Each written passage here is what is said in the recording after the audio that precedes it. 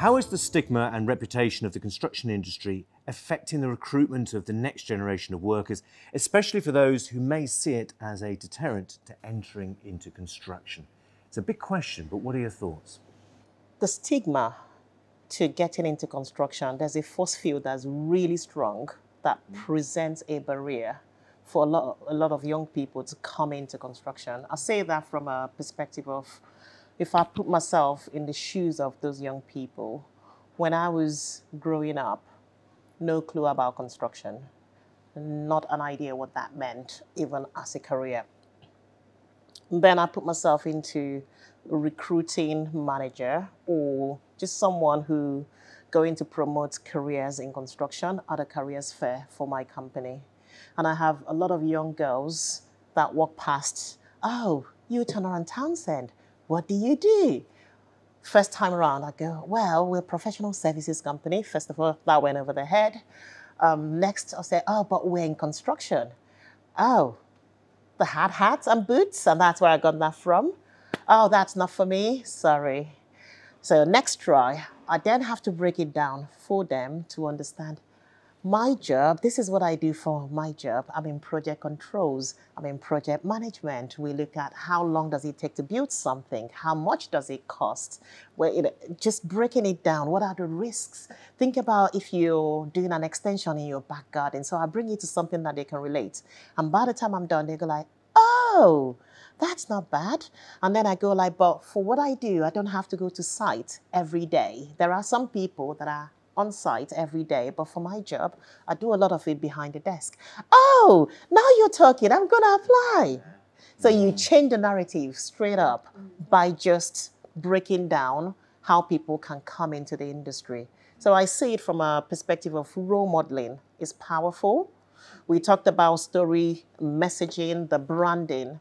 How we get the stories out there is also very powerful, because without that, people will only see the message or the image about hard hats, boots, stressful, difficult, all the other things we talked about earlier about how difficult it is to come into the industry. And I think you hit the nail on the head, because it's like whenever you look at like social media posts on LinkedIn, it's pretty much your manual labourers, boots in the ground, building, but they don't really show what goes on behind the scenes.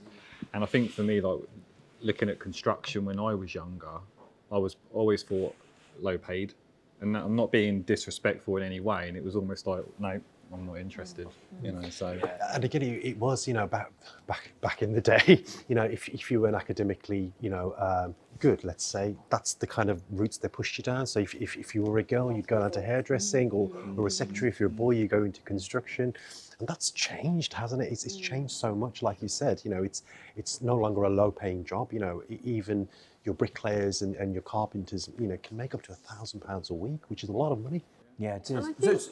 Sorry, Dasha. No, I was just going to say, and also to see companies internally working with their existing staff. So having, you know, back office staff, or, you know, a girl sitting there who's joined as, I don't know, an administrator or a payroll clerk, whatever, and seeing that she's suddenly got skills and talent, saying, do you know what, you would be good as a project manager. Yeah. And identifying internally your talent and, you know, spotting that, sponsoring them, promoting that, you know, mentoring that within your company. Sorry, I was just going to say, so what are the key impressions, perceptions that young people have of the construction industry? Abdul? So I would say, you know, again, you know, low paid, dirty job, et cetera, et cetera. But the thing that, you know, I say to the school students when I go and see them now is there's a career path there for you through an apprenticeship route, because only a few years back in 2017, when it all changed, you know, apprenticeships only went up to level 3, you know, which is A level, nothing beyond that. But now you can enter the construction industry on a level 2 apprenticeship and work your way up to a master's degree, which is a level 7, which is all paid for through the apprenticeship levy and your client. So why wouldn't you? Yeah, yeah. James, what perceptions do you think people have of the industry? I mean, yeah, well, what we've already talked about already. I mean, you know, the sort of yeah, it doesn't need to be as it's perceived. You know, it's way more than that. It's way broader than you know, just the isolated view. And yeah, I just think we do get stuck on a plumber, a bricklayer, you know, sort of a plasterer, and it's so much further than that. It's so much broader, and it's got so much more depth to it. But again, us harmonizing those views and, you know, being able to articulate it back through the right channels is, you know, and yeah, say getting the narrative right. I mean, we've just, you know, not to get sort of too much into the detail of the business I work for, but we've been really focused on, well, what actually are we saying? Because our narrative's been wrong, because you know, we do roofs, and, you know, roofs are just roofs, you know. Well, actually, no, they're part of the fabric of the building. And, well, actually, what do roofs do? Well, actually, you know, they can help improve lives, because if a roof's not insulated, all of a sudden, you know, heating bills, and people are colder, and, you know, what about your end user? Well, you know, they're not happy, and all of a sudden, well, actually, if you get it right, you know, can you improve people's lives? Can people have a better life? Can it be for a better living? And I think we fail to connect all of that through. It's just, you know, again, not joined up, maybe not as collaborative as it, you know, should be, you know. And I say we're sort of, you know, from the same area, and it's like, I know, you know, we'd have a similar view on this. You know, what can we do about it? Can we collectively change that narrative? You know, have we got enough behind us to change that narrative, and then feed through the training routes, so people are, yeah, I didn't realise, and yeah, don't talk to me about hard hats and dirty boots. You know, there are other jobs there. There are other things I can be doing. There are skills that I could apply that would work, and those skills would be right across the board. You know, you could, you know, from technology skills, programming skills, you know, right through to sort of like vocational and true manual labour, if you want to do that. You know, Liam, is it just hard hats and muddy boots that people perceive the industry to be? What's stopping them for wanting to be more interested at jobs fairs and things like this? I would say it pretty much is around that perception of muddy boots. You know, I think if you look at the industry as a whole, I think it's the career path of where you can go after that. I mean, let's say, for example, like roofing, you know, it can go into, right, what technology do we now need to bring out? And that could then take you down a route of research and development. And then from there, you could then go on and become an academic and become a doctor of like concrete, or however you want to call it. So I think it's not just in the now, it's what the long-term career path can show you. But people don't tap into that. They're not aware of the big opportunities. So it's how you reach out to it. We'll come to the way forward in a minute, but Shanaz, for the moment, what perceptions are there about the industry that maybe may stop young people being interested? I think it's the perception that it's a temporary job, because projects are short-lived. Projects move from one place to another, and that understanding that it doesn't matter if the project moves on, the company will still keep you on and grow you within their organization. So it's that temporary nature of the role. I mean, it's always seen as, you know, you start at the bottom, you might stay there you might always stay there. So I think your point to the fact that the career pathways are not clear, and the fact that you can move within the industry, and that you can develop and follow your passion within the industry is not made clear. Yeah, sure. And now talking about young people that you're involved in engaging with, what behaviourally does the industry present that may be a blocker for them being interested? What cultures do they see in the industry that may detract from them wanting to join it? I think, as we've mentioned before, it is deemed very male dominated, and it is. And we mustn't get away from that. So I think that scares off, you know, 50% of our workforce completely. I think for some, it can be quite a daunting experience. You know, going to a site, suddenly it's quite overwhelming. You know, suddenly there's this thought that I'm responsible. Well, actually, you're not. You know, everybody's responsible for the way we do things and how things are built. I think also the lack of understanding of what working within that sector means. You know, we have all said that initially you think, oh, it's just a hard hat and muddy boots. No. There's a lot more. So there's a combination of things that stops individuals going into the sector. I think job security as well comes into it, and the media have got a massive part to play, because whenever there's a downturn in the economy, it's always construction is the first industry that said, right, you know, that's going to get hit hard the first, you know. And I think people are scared to maybe think, do you know what, I'm not interested in that. I'm going to go into a career for me where it's going to completely, you know, help benefit me in the long run. But we saw that during the pandemic, it was the one industry that kept going. And I just wanted to add, I know we're talking a lot about the perception of hard hats and muddy boots, and I wanted to add that there's a lot of people that want that, but it's about recognizing that, yes, that it's an industry where I can use my hands and I can be more sort of hands-on and what's the word I'm looking for? Practical. However, it's an industry that also cares about people, and that's the missing gap. You know, like it is an industry where a lot of young people, particularly, that want a practical job can go into, because the barriers to entry are fairly low. But it's that feeling that they won't be taken care of as people, you know, as well. And again, that's another misconception. Is it is actually very safe, you know, and you know, extremely so, you know, and it, you know, to a point where, but again, it's carried over from the media, this boom and bust sort of construction thing. Oh, don't go into it because, it's not maybe not safe from a sort of physical point of view, but also, you know, from a broader, you know, the business could go bust. Well, you know, going back to sort of the point at the start about, you know, building safety, you know, if we're, you know, Building Safety Act is going to help that, because the quality improves, you know, understanding of supply lines, it gives it even more security. But there are challenges within the media still that, go into construction, you might have a job tomorrow, you might not, you know. Well, it's not like that. So taking it forward then, I mean, you've talked about how the industry is perceived. So where's the next step then in terms of telling a better story, the story that you were talking about at that jobs fair? How do we do more of that, IJ? Again, we've talked about a lot of people collaborating, businesses collaborating. There's no one organization, no one business can solve this challenge on the table. We do need a lot of companies to come together as a united front to collaborate in different ways. It could be sector specific within construction, whether it's around trades, whether it's around professional services, whether it's around different or even the certifying bodies as well. There are different aspects of how we can collaborate to shift the dial. But I want to touch on an area that it's a big passion of mine. The perception you talked about, the industry is not inclusive from the outside looking in. It's not inclusive. Stats have given us that. And the question really, how do we change that perception to drive more inclusion? Back again into how do we collaborate to make this happen? I talked at the beginning where I said there are so many businesses that put out mantras and statements and commitments of what they want to deliver to inclusive commitments. There's very few walking the talk, rolling up their sleeves to make this happen. You talk about where to find people, the gaps are there, but how far and wide are we looking?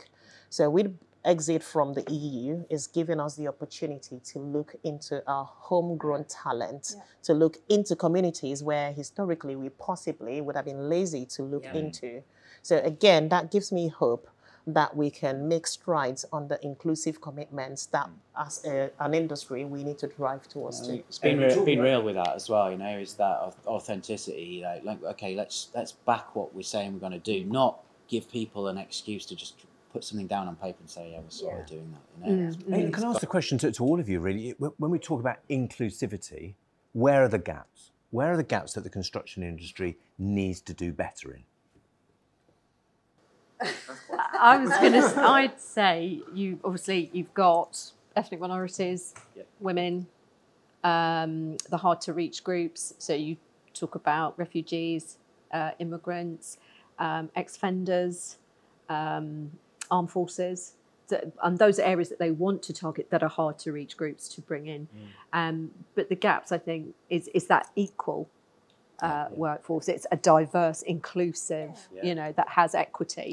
Does it reflect the communities we work in? That's the acid test, isn't it? Yes, absolutely. So it is that equality, that access for all, isn't it? Absolutely. Yeah, absolutely. So, and just to clarify, and I just want to be clear on this, a lot of times when we talk about diversifying the industry, it's from the perspective of diversity of thoughts to drive innovation.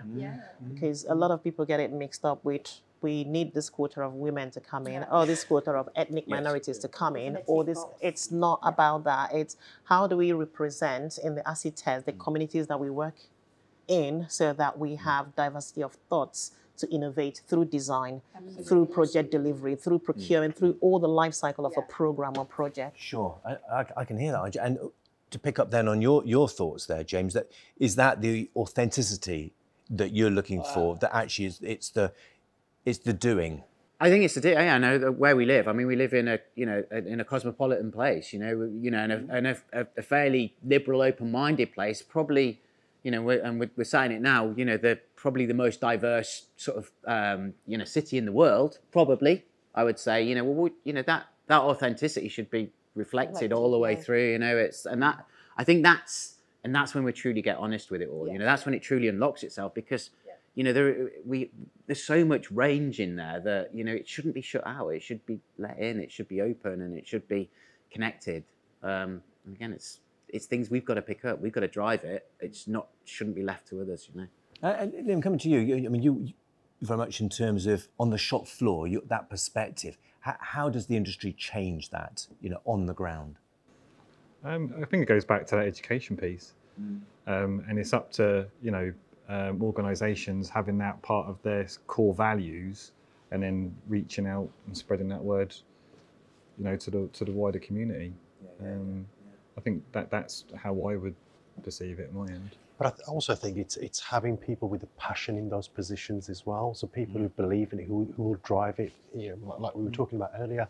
So it's not just here you go, HR. It's your responsibility to do this, but hire somebody specifically who has a background with working with younger people or with working with ethnic minorities, whatever it may be.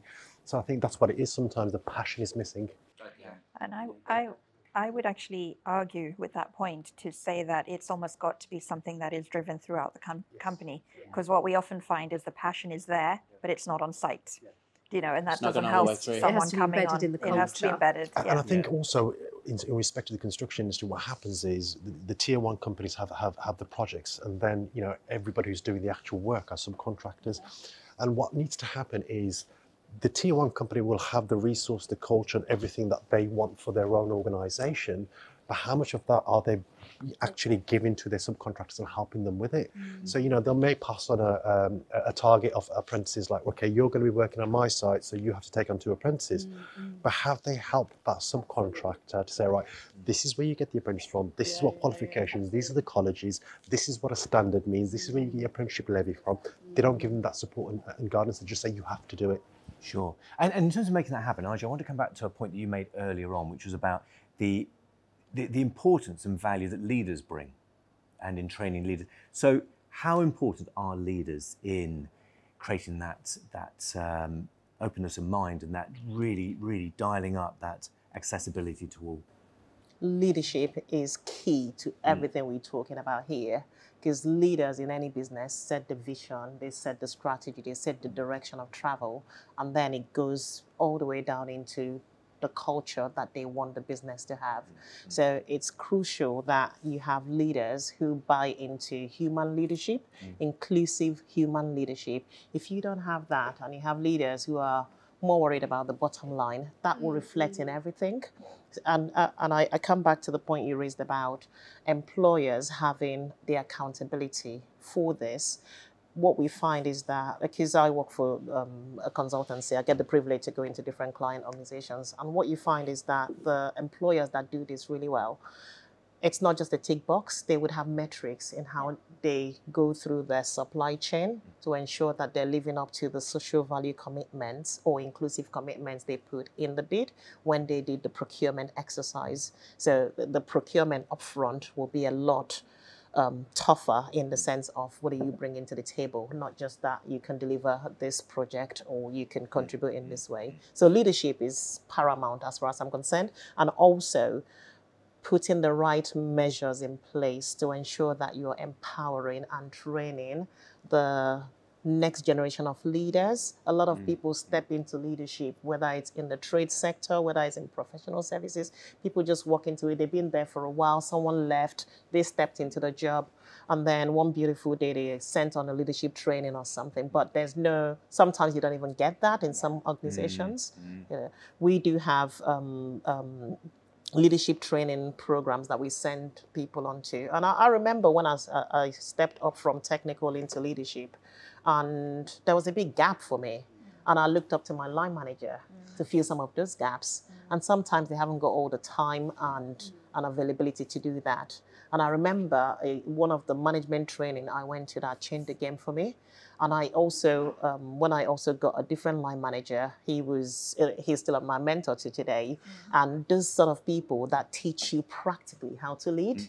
They teach you how to go into a room and look people in the eye. Just very practical stuff, not just the stuff written on paper. So leadership is powerful, and role modeling also is very powerful. Okay, thank you for that. Shaz, let's just think about, is there been enough, your line of work I'm sure will be very interesting to listen to, is there been enough done to support those in the disadvantaged areas? Yeah. The short answer to that is no. I would say that we, as an industry, we have to really recognize that our barriers to entry are low. So we can be open to lots and lots of untapped potential, but we're not doing enough to, first of all, reach them. But also, when we do reach them, we're judging them, and yet they're victims of their own circumstances. So we're not opening our doors to the talent that they can bring into. It's almost a social good that we're doing, rather than this is talent that can support my growth.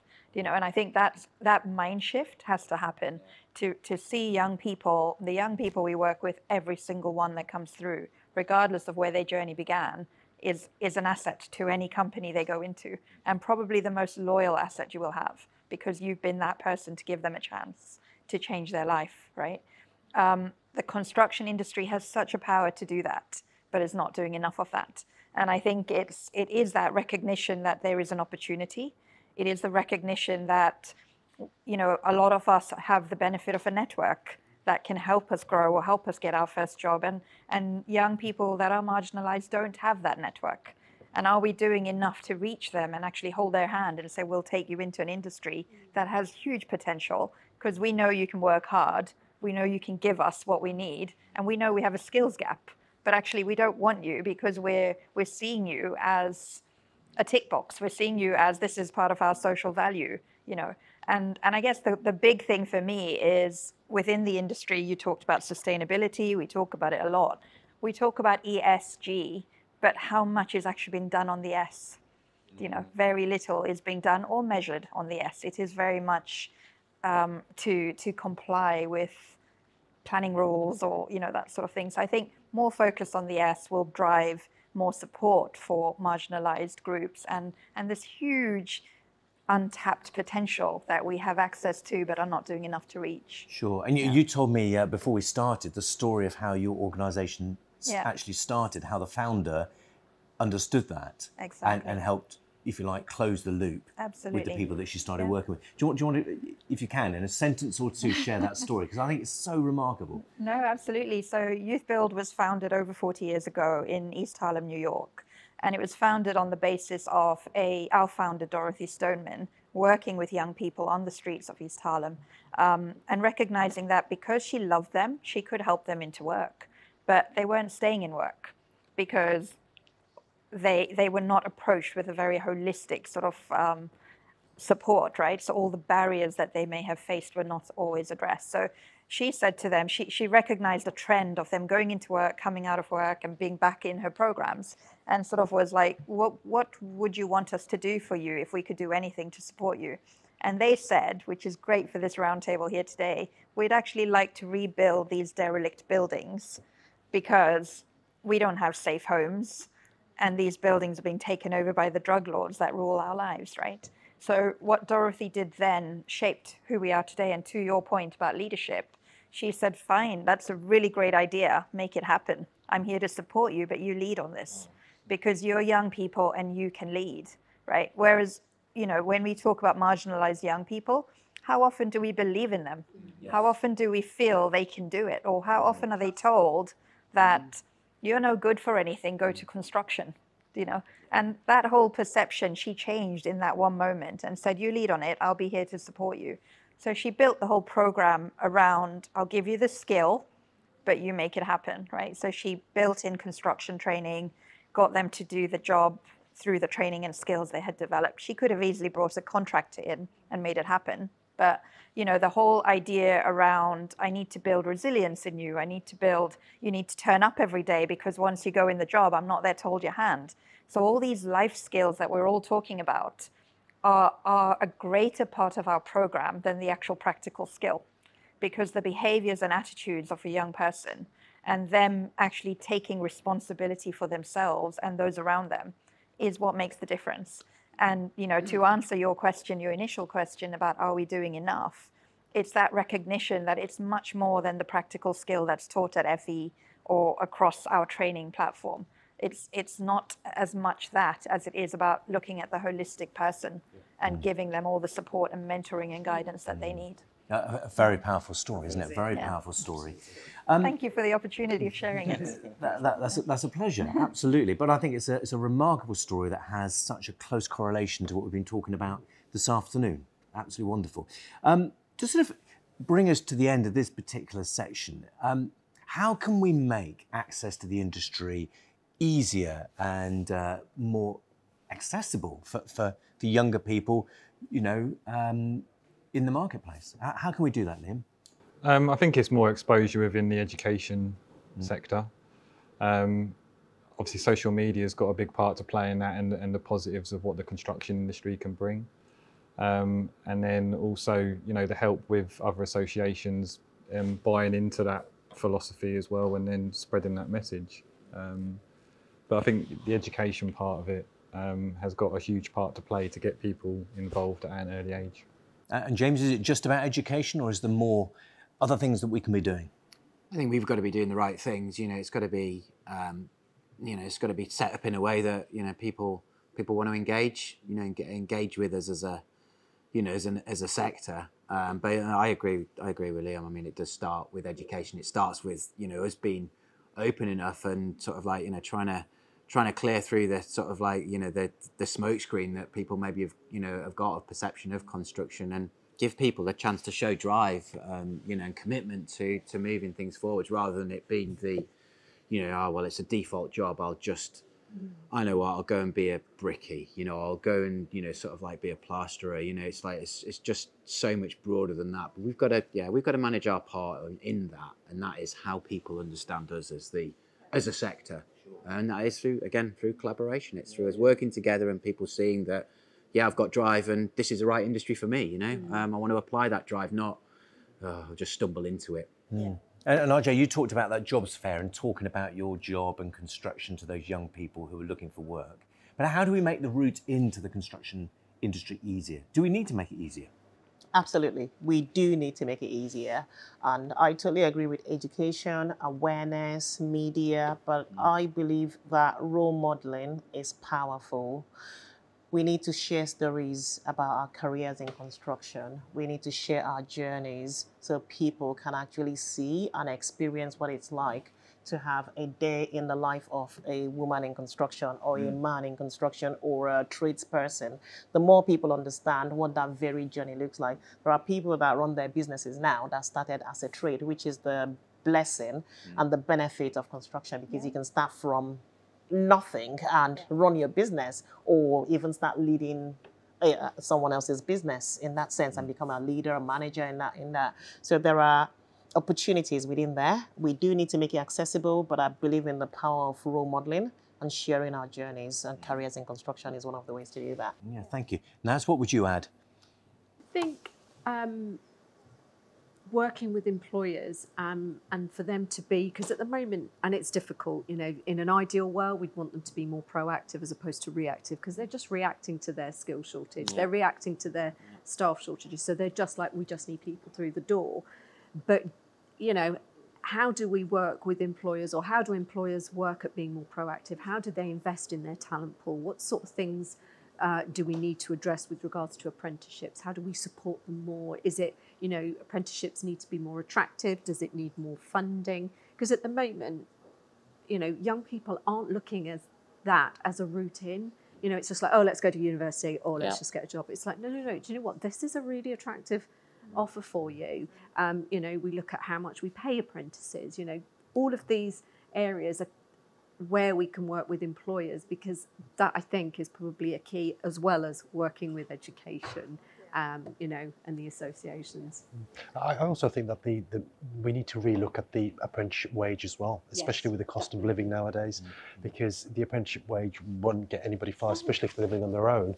And so, you know, what will they do? They will go and get another job because it pays more, but without any real, you know, progression routes really. So if we want young people to sort of be engaged and interested in the industry, we've got to make sure they're able to do that. Absolutely. Yeah, absolutely. What would you add from your perspective? What more can we do to make our industry attractive to younger people? I would say, I mean, and I would say this because of the work I do with the Construction Leadership Council, and I think there is a skills plan, and there is an ambassador program, and there's lots of initiatives within the industry that we all need to unite with, you know, and connect with, so that we're not always. I mean, what I often see is that we've all got the same ideas. Any roundtable you go to, we've been saying the same thing for far too long, and now it's about really putting all of this into practice. It's about following best practice that's already out there, because there's a lot of good things that have happened, but and that are in place in many organizations. So it's about taking those, uniting behind them, and just really taking action now. You know, I mean, honestly, I can't even remember how far back we go where we're talking about not being attractive to young people, where we're talking about a skill shortage way before Brexit. But I think it's time for action. And I think each one of us has a part to play in that. And I think we should stop relying on government really, because governments change, as we've seen recently. We've had 3 prime ministers in the last few months, and you know, they have their own agendas. I think what needs to happen is the industry needs to get together and you know, form a group themselves and say, right, we're going to lead this. We have it, yeah. We have the Construction Leadership Council. Yeah, but it's not. Yeah, and honestly, it's a very, very diverse group of people, from small businesses, large businesses, a whole range. So welcome any of you to get involved. And, you know, like, I think it's rather than us reinventing the wheel, it's a good place to be. Yeah. But is real change happening though? It's better than it was. Incremental definitely. steps is what I see happening. So there's so many of those initiatives that have come out, where whether it's the mayor's initiative or the CLC initiatives, there's so many of them coming out, and there are incremental changes coming. But I keep saying the big shift. I'm a big believer that a lot of step changes we've had over the years came from legislation of some sort. Oh yeah. Whether we like it or rules. not. Yes, exactly. So I'm living for that day where there will be a big step change in legislation in what we do with inclusion in the industry. We don't have to wait for legislation, and that's why various people and parties are doing so many things to move the dial forward, but it's not going anywhere far enough unless you have a legislation to back it up. And I'll give a quick example. If you think about the gender pay gap, and every business is reacting to that, that came about by legislation. It would have taken forever for us to get there. And that's what I mean by, I'm a big believer that when you back it up with legislation, put your money where your mouth is, you'll see a speed down. I think that's probably the most important point, because as an industry, no matter how well-willed you are, you're still measured on price and speed, right? How quickly can you deliver the project, and who's the cheapest? So even though you want to invest time in training, even though you want to invest in a new workforce, it's not always easy to survive as a business. So it can be driven through legislation. If that is part of the process, then the benchmark will shift, right? Well, thank you very much indeed for sharing all your thoughts, ideas, and in such a passionate way in terms of how we can take the industry forward. Thank you all.